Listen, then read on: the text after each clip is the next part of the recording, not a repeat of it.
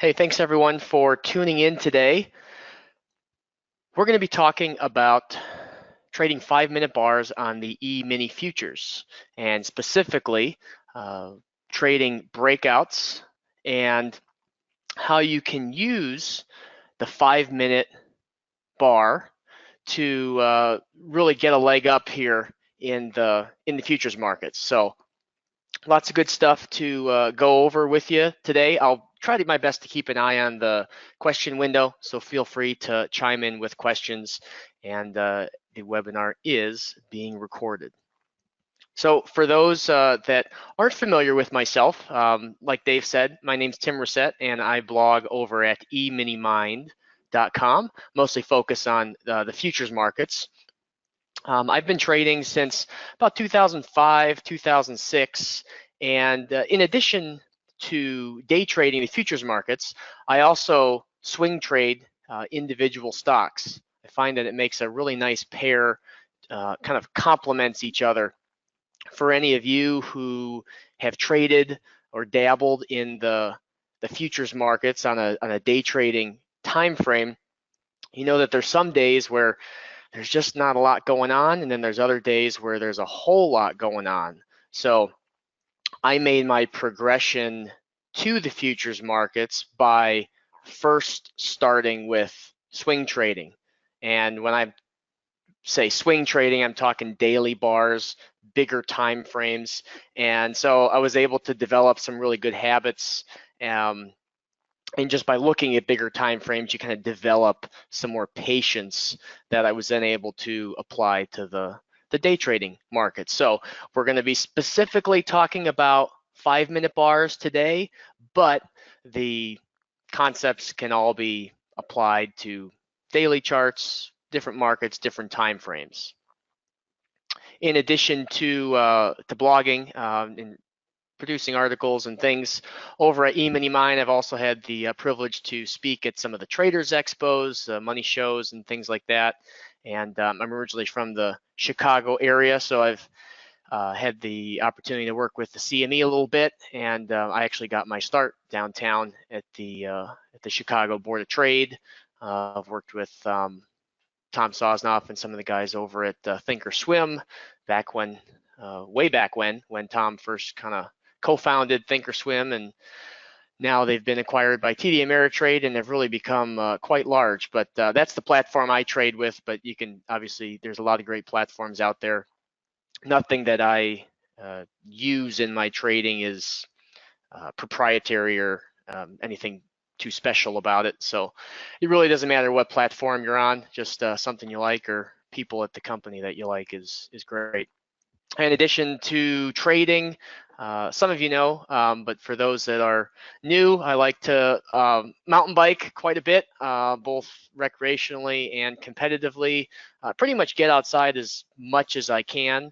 I'm originally from the Chicagoland area, like I said, but I currently live in Scottsdale, Arizona, and plenty of opportunities to get outside and explore. I'm a former ASU Sun Devil and have some long-standing ties to the Phoenix area here. So always a great, Chicago's a great city. I love Chicago in the summertime, but can't say that I miss it too much now in the winter. So you can find me on the usual social media spots, lots of videos on YouTube if you just search for eMiniMind, and Facebook and Twitter as well. So that's a little overview about myself, and I thought we would just dive right in, take a look at some charts, talk about how you can use 5-minute bars, how I use what I call the breakout strategy or the breakout approach to my trading. So let's just dive right in.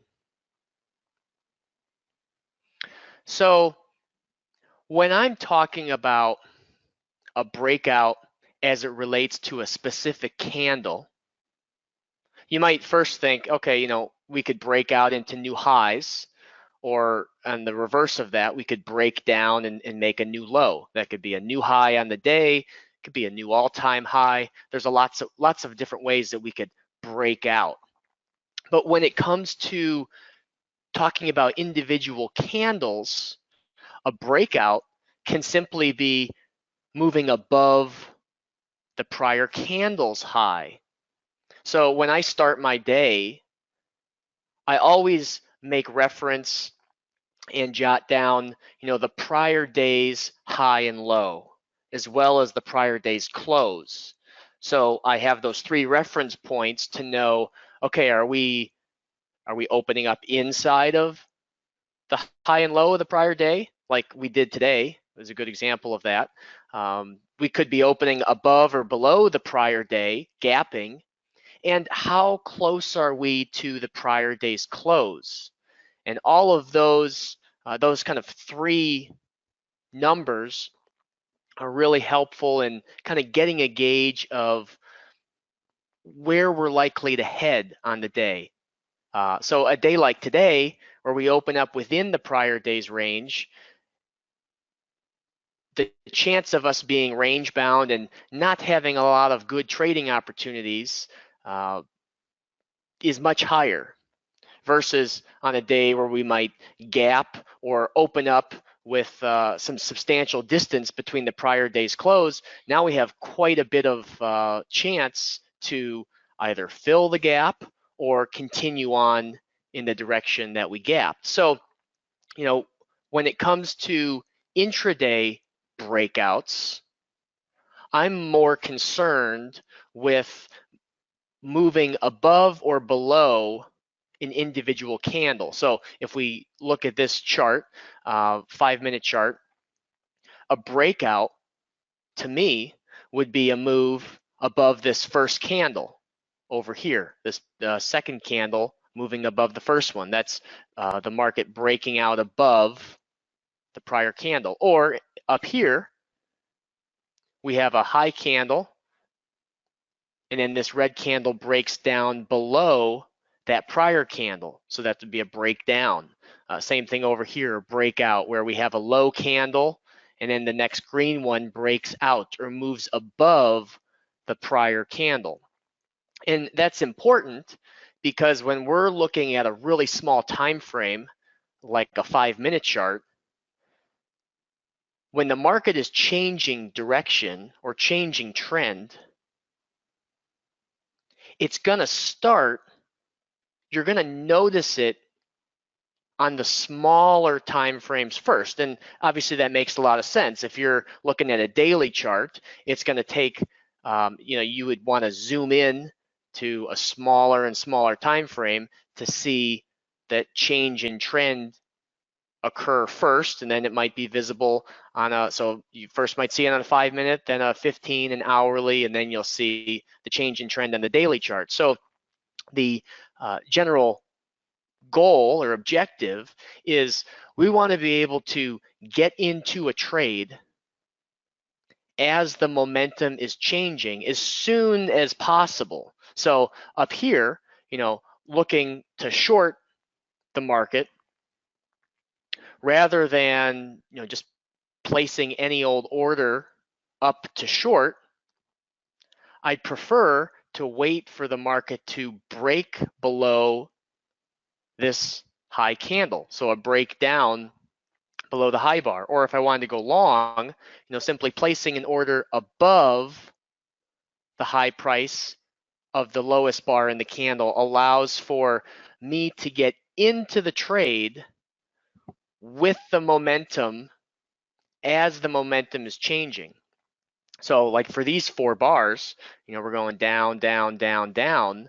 Let's say I put my order above this second candle, above the high, thinking that, oh, well, we made this little up move in the morning and we're pulling back a little bit. We're half hour into the day or so, and maybe it'll just be a little pullback, 2 bars, and continue higher. So I can just put my order above the high and no fill because we ended up going lower on the next candle. And I can just do that again. Okay, well, a little bit deeper of a pullback. I'm just going to put my order 1 tick above highs here. Let's say, so this is the ES in this example. Put my order 1 tick above the candle's high and doesn't fill me. Next candle goes a little bit lower, throw my order one tick above that candle's high, and that one does move above the prior candle's high and start a little bit of an uptrend. So within the day, even if it's a range bound day, or even like today, it was, fairly choppy, especially kind of that mid morning part of the day. But there were a few trends for 15, 20 minutes at a time. And so trying to capitalize or jump into the market and ride that short-term trend for 4 or 5 points, I mean, that's a really good uh, opportunity, a good trade to grab 4 or 5 points and then be able to kind of get in pretty close to the start of the trend and then get out as the trend is changing direction. And so on range bound days, especially if the range like on the ES is 10 points, which is not very small. Yesterday, I think our range was maybe 35, 36 points. That was a pretty big range. And so there's lots of opportunities to catch various swings throughout the day. So I kind of I reference these moves as breaking the high of the low bar or breaking the low of the high bar. So that would be the high price of the lowest bar is sort of, we'll call that the entry signal, or breaking the low price of the highest bar. And simply by placing your order one tick above or one tick below that bar, you're not filled until the trend does change. So like if I put an order short underneath this candle, well, I wouldn't be filled because the next candle goes higher.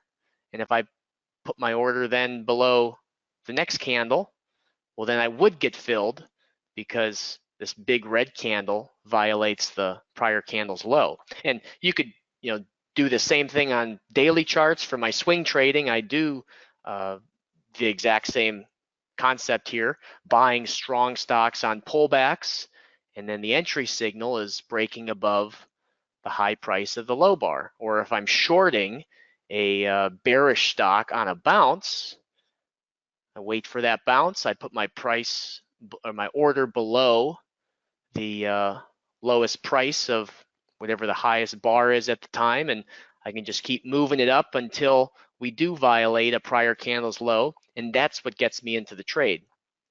And so the momentum change is really the earliest point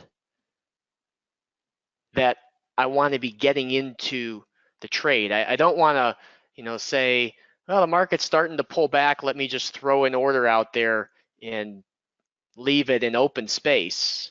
The idea is to get a little bit of an inkling or a little bit of a sign that the market is changing direction. And that's where, the high of the low bar breaking or the low of the high bar breaking is really beneficial.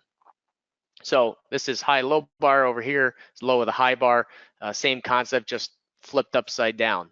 Market moving below the low price of the candle, that's the highest candle in the rally. So when I'm looking at the markets, like when I'm looking at the chart, I'm sort of always thinking a couple steps ahead, or at least thinking, okay, the market's in an uptrend. I don't want to get into the uptrend here, after the move has gone a few bars. I want to wait for it to pull back. And so if the trend is really strong, buying the pullbacks and ignoring the counter trend moves, if you will, is a good opportunity to kind of filter some of the trades. But before we get into a couple of those trending or non-trending days, let's look at a couple characteristics or a couple specifics regarding the entries themselves. So in this case, we've got, this second candle moves above the first candle, breaks its high, great, get you into the trade. Well, in other situations, you'll have, a double top, or a situation where you get one candle and then the next couple candles are inside where they don't make a new high or a new low. And if that occurs, I'll just pass on, getting into a trade on a break. So like here in this chart, the first candle forms, the second candle doesn't break its high. It does on the third one, but by that point, I just scratch the trade, because if we're going to be moving sideways, if we're not going to be able to move above or below a candle's high on the very next candle, in this case, it's a 5-minute bar, but it could also be on a daily chart. That's one indication that we could kind of be going into more of a choppy environment. And so when you have inside bars especially, you see that a lot on the daily chart. But then over here, we've got kind of an inverted hammer, and then the very next candle breaks below this candle's low. And so that's a solid entry. Same thing down here on the long side. This candle, we're kind of going down, down, down. This candle here is a good example of a inside bar, where the high and the low are inside the prior candle's high and low. And then this guy over here forms a low. Each candle's high is getting lower, lower, lower. And then this big green body here breaks above the prior candle's high. So it's all referencing the prior candle's high and low, just like I would look at the daily bar in the prior candle's high and low.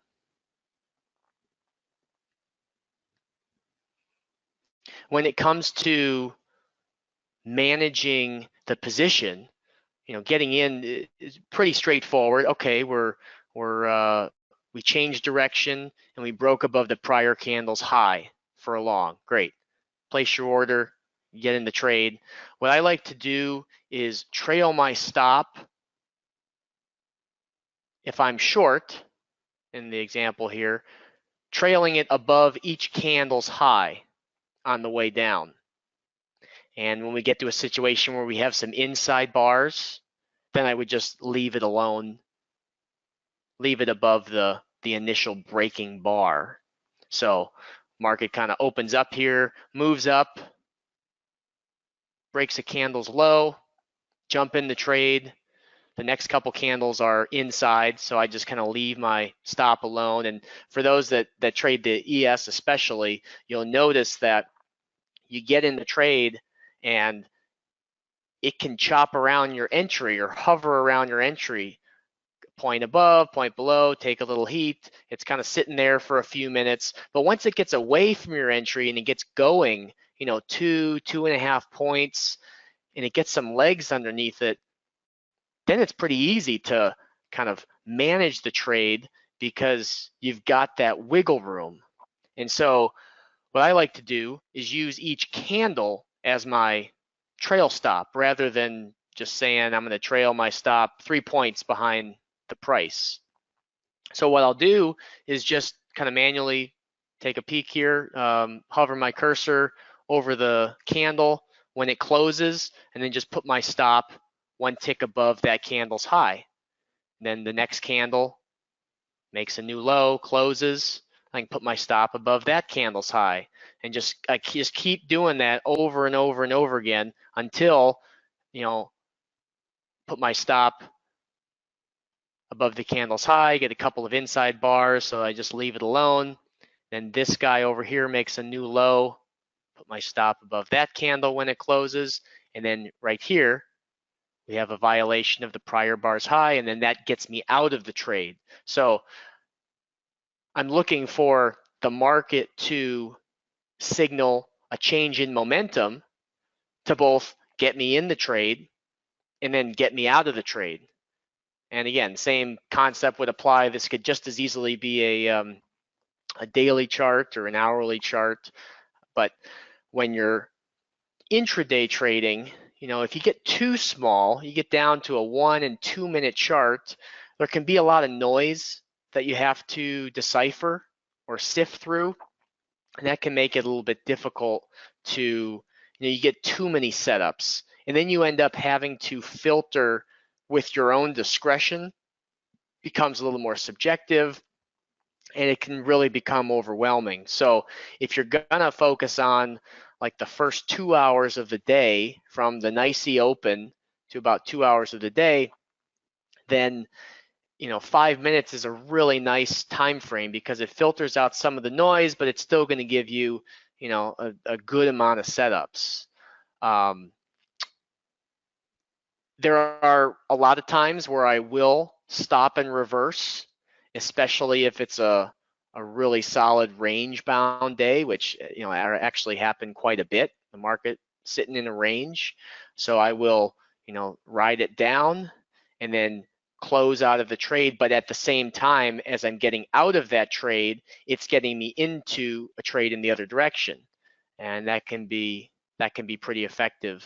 A lot of times I kind of look at the patterns for the last couple of days to get an idea of, does anything stand out? Are we gapping and going 3 days in a row?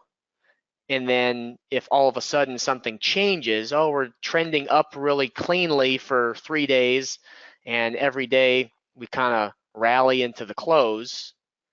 And then on Thursday, the fourth day, if the market starts to look a little bit different, then I can kind of use some of those observations to determine, okay, are we kind of starting a bull flag? Are we going into more of a consolidation? So there's a lot of observations that you can make that aren't necessarily entry, exit, trade management based, but can really help influence how you might make small tweaks. But by and large, trying to trade the same way every time, like I don't bounce back and forth between setting a profit target and then the next time I trail my stop, and then the next time I go back to setting a profit target, because you just never know. A trade could scream and be a 10-point runner at any point. So I don't like capping my gains by having some fixed target where I close out of the whole position. Closing out of a portion early with a small target, just to reduce the risk, is all right. But trying to trade the same way every time, kind of methodically, is going to be a lot more beneficial for the psychological and be more sustainable in the long run. So if the market does show that it's having a really strong trend day, like right off the bat, it just starts screaming down, then I will go ahead and pass on counter trend longs and then look for a short. And you can just visually look at the chart, and if it's red bar, red bar, red bar all the way down for the first half hour, it's pretty easy to visually determine strong downtrend. You could also, like a 45-degree line would kind of be the line in the sand, and if we're steeper than that to the downside, that's a pretty strong downtrend. If we're draw an uptrend 45-degree line, and if we're above that, steeper than that, that's a pretty strong uptrend.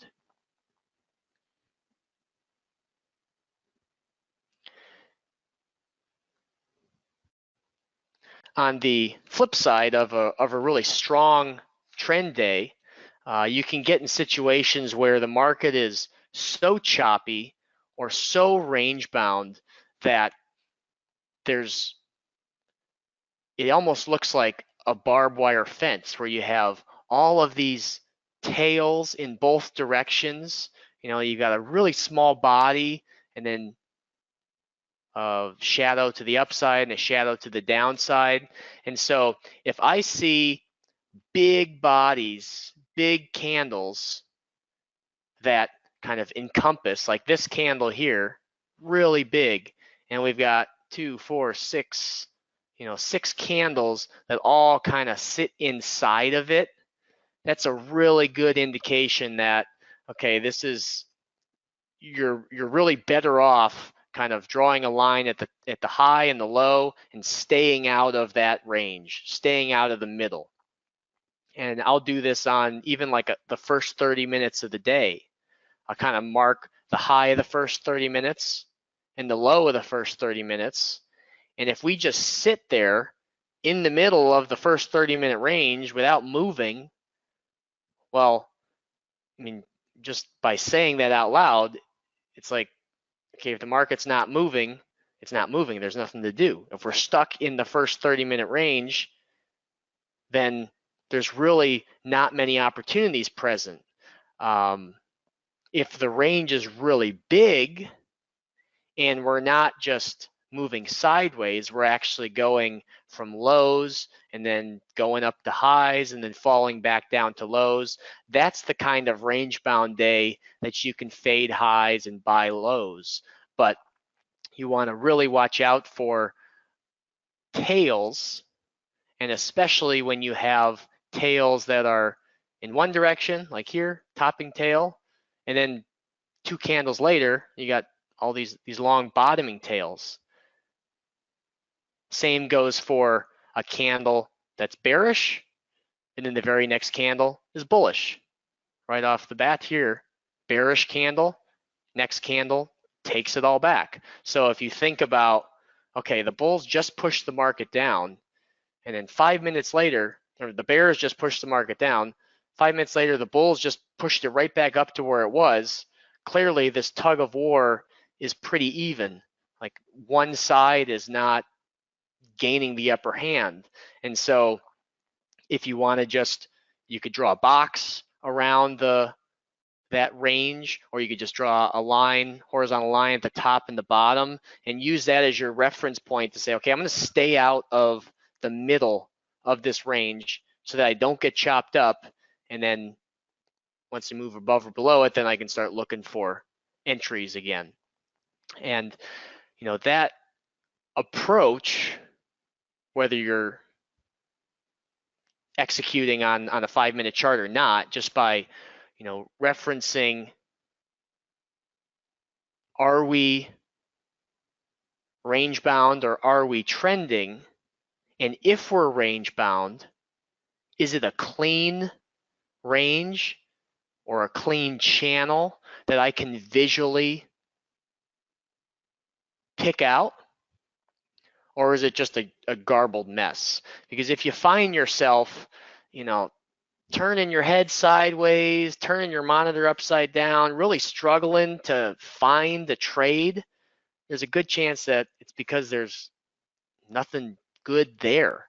And so better to sit on the sidelines and just sit out that morning or that period. Sometimes it might only last an hour, and then some good trending action sets up. Even if it's not a trending day, a lot of the times you'll get a 20 or 30-minute trend